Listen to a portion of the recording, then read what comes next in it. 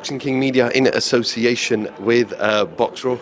With me, 258 Management's very own KD. KD, want to put your phone away so we can do this interview? How you doing? How we doing, mate? I'm good. I mean, every time I look up, no matter where we are, whether it's a press conference or a weigh-in or a public workout or a fight night, you're constantly on your phone. So I think we need to just disregard that for the next few minutes, if that's cool. We'll put it down, but you know how the business goes. Just firstly, just want to touch on your latest signing, Vidal Riley. I spoke to him on Thursday and I said to him, Vidal, you've kind of built your own profile, your own commodity, and we live in an age where we've seen with others, with Boatsy, with Akoli, they built themselves and they want to do their own thing. But he said, listen, I wanted to go to another kind of realm, another area, another destination, and with 258, we can go there together. Yeah, you know what? When the opportunity arose, Benga brought it to the team, and we sat down with him. We sat down with him and his team, and we listened to what they were doing and where they want to go, and the stars, I guess, kind of aligned. It's a complete opposite journey to what we're used to doing. We're used to taking a product and creating what we can around what they're doing and see how we could take it out there. But he's already built his thing, and now he's looking for what we can help elevate his career in a different place. Like, he's so established in what he's doing and he knows where he's going, and it's a bit of a breath of fresh air, I'd say, to work with someone who wants to do the content, that wants to put out the stuff, but also is a professional boxer, and he's making us know that this comes first. So I feel like we're going to see some exciting stuff from the partnership. I know your brand's ever growing and your fighters, a list of fighters is growing as well, but do you constantly just look out and see who are the up-and-coming fighters? You know, Campbell Hatton, before he made his debut, you kind of grabbed him. Ben Whittaker, before he made his debut, you grabbed him. And then obviously you've got other fighters that fight and you grab them later. But how does that process work? Yeah, well, I guess in-house we've got a recruitment team. We've got people approach us. We do have our ears to the ground. We watch the amateur scene very heavily. As you know, like, AJ himself invests heavily in the amateur scene. I know a lot of it's not spoken about, but I'll give you an example. Two kids, one from Repton, one from Finchley. They recently had trials to compete for Nigeria. They reached out, we reached out to them. AJ said he'd love to support their journey. He funded them, flying out, visas, all of that, to go and get a chance to represent Nigeria. We're out here trying to build up boxing clubs. So we've got our ears to the ground with the amateur scene, and as you know, we've got a good affiliation with the EIS. So we are always looking for the talent, but I guess as a management company, we don't want to sign everybody. There's a criteria that we look for. We want to make sure that we can give them the best service possible, and that's it. I guess I don't want to be here, there and everywhere, so we are pretty selective, but this one recently made sense. Just moving away from 258, huge news in the heavyweight boxing world came out yesterday. Tyson Fury, Alexander Usyk, very quiet.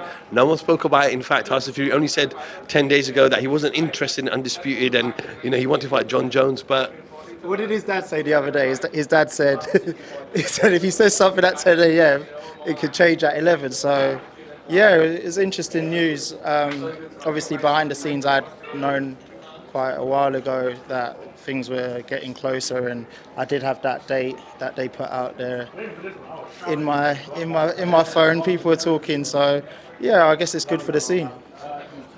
I mean, I just want to go back to Eddie Hearn. Eddie Hearn speaks quite openly, and he gets a lot of cameras thrown in front of his face, and sometimes he's not forced, but he has to answer these questions. We talked about Deontay Wilder for years. I remember being in New York for the Ruiz first fight, and everything was Wilder. Both fighters were undefeated. Both fighters had all the belts. America versus USA. There was actually no network issue because there's no DAZN at the time. It didn't happen, and it looks like it's not happening anytime soon. Can you tell us anything else?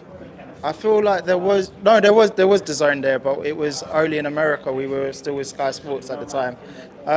In regards to the Deontay Wilder fight, as Eddie said, the talks about that have broken down slightly, but I know from both sides, AJ and Deontay both want that fight. They both don't want to end their careers without meeting each other. So I'm pretty hopeful that we will see it sooner than later as well. So I think with boxing, we've just got to be patient. I think patience is the word. I know the public have been patient for that fight in particular, but there is a business behind things as well, and there's just so much that goes on that affects things. But from what I understand, both fighters want that fight. So hopefully, when the time is right, in the very near future, we can get that one done. We know no country can probably match Saudi Arabia with their figures and the money that they throw. But from a perspective of when Saudi Arabia throw 60, 70 million, right?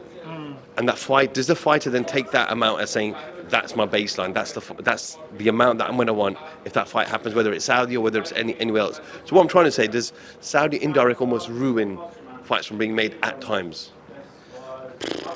I guess from where we sit, we've managed to complete a good few fights with them.